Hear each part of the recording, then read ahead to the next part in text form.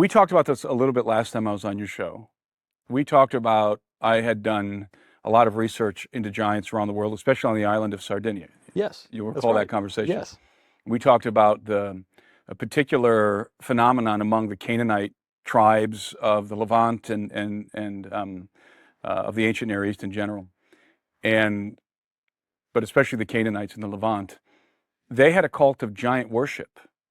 They venerated giants. Of course, anybody who believes in the biblical narrative is not unfamiliar with giants. Yeah. We have Goliath of Gath and his siblings, and all of the Anakim, who are descended from the Nephilim, and on all of the biblical material about giants. And there's a lot. But the Canaanites, what people don't realize is that it wasn't just that giants existed; it's that they were worshipped, they were venerated. Yeah. These were the offspring of the gods in the minds of the ancients, and not just to the Canaanites. I mean, of course, we know Greek mythology. Yeah. The offspring of the gods. Some of them were giants. The Cyclopes were giants, and this is a common thread. I think we've talked about this before, but for those who watched our other conversation, I'll remind the audience that in Sardinia, you can, to this day, find these megalithic tombs called the tombs of the giants. And the tombs of the giants, there's a misconception about them in that archaeologists, especially armchair archaeologists, will claim that the tombs aren't big enough to house the body of giants. Yeah. That claim is false. I was there with the tape measure twice, 3 times. And the tombs are large enough to house the bodies of giants, unquestionably. But they're missing the point. That wasn't the purpose of the tomb. The giants were buried beneath the tombs, or relics or remains of the giants to some degree were buried, to some extent, were buried beneath the tombs. And the tombs are like a temple. The tombs are a womb. And they're in fact shaped like a womb. So if you look at the tombs of the giants in Sardinia, there's 2 different kinds.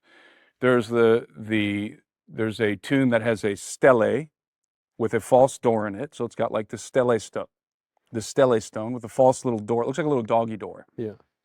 And again, this is by way of review. I know we've talked. Italians are very short, so it might. No, these are these are doggy right. doors. I mean, you can get into them if you're an adolescent. Yeah. And then there's a larger door in the other style of the tomb, and these have a trilithon door, megalithic trilithon door, still small. I'd still have to crouch to get in them. Yeah. But the tombs themselves were never meant to house the bodies of giants. Instead, they were designed to accommodate what's called the rite of incubation, or a rite of incubation. That's what it's called. And we know that Sardinia was inhabited at one time by the Phoenicians. In fact, to this day, Sardinians have Phoenician trademarks, genetic trademarks. Yeah. And that's why you get a lot of Italians with red hair, by the way, from Sardinia. It's from the Phoenician bloodline. And so the Phoenicians are essentially Canaanites. Right. The Canaanites essentially became the Phoenicians. The Greeks called the Canaanites Phoenicians. Yeah. And so the Phoenicians are descendants of the Canaanites, and they're occupying the island of Sardinia, and they're practicing their ritualistic rites, including the rite of incubation. And the rite of incubation is a rite of passage where young people would have to go into the tomb. And so they would crawl in these little doggy doors, maybe one at a time, maybe several at a time. And inside of the tomb, which again is shaped like a womb. And if you look online, type in a womb, you'll see what I mean. It's shaped like a womb. It's kind of looks like a bull's head. I used to think it was originally I thought it was a bull's head. Because Baal or something. Like Molech or something, yeah, right? Yeah. So I originally thought that the tomb was shaped like a bull's head. I was wrong. And I have since learned that they're shaped like a womb.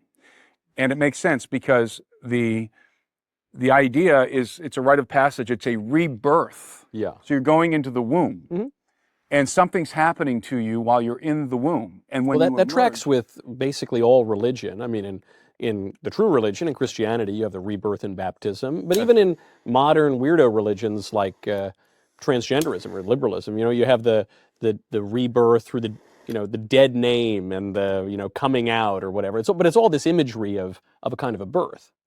That's precisely right. So they go into the tomb and then they're sealed in there for an unspecified period of time. And when you go into these tombs, these galleries inside the tombs, there's like a little alcove in there where maybe they put some candles and they sat there and maybe they meditated. But the whole point was, the purpose was to commune with the mighty ones who were buried beneath. That was the purpose, to commune with the giants. Yeah. The spirits of dead giants. That was the purpose. Again, this is Canaanitic rite. Yeah. And so there's something about this ancient cult of giants that the ancients believed that you could maintain communication with the spirits of dead giants. After they died, their spirits persisted in the world, as we talked about, I think, our first time, as vagabond wraiths. This is apparent in the book of Enoch. In fact, this is where the source material for this idea comes from, is the book of Enoch.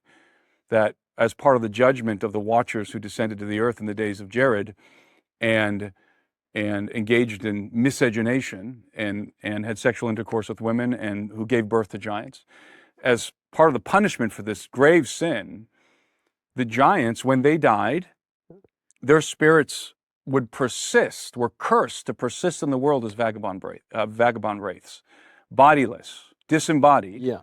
But yet they would have all the desires of the flesh. They would be hungry, they would be thirsty. Assumedly, they would have the sexual impulses, but no flesh through which or with which to satiate these desires. And so that's the condition of demons. And by the way, that's the origin of demons, biblically speaking.